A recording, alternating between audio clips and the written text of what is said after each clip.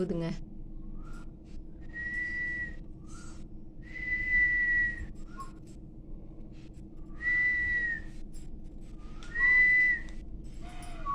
ம் 1 2 3 4 5 6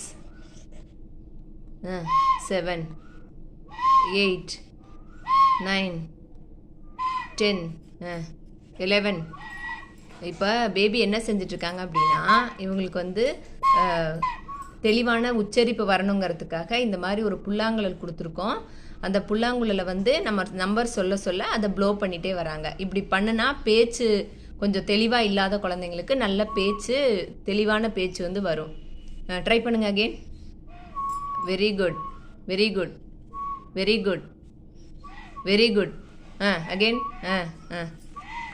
நல்லா வாயை குவி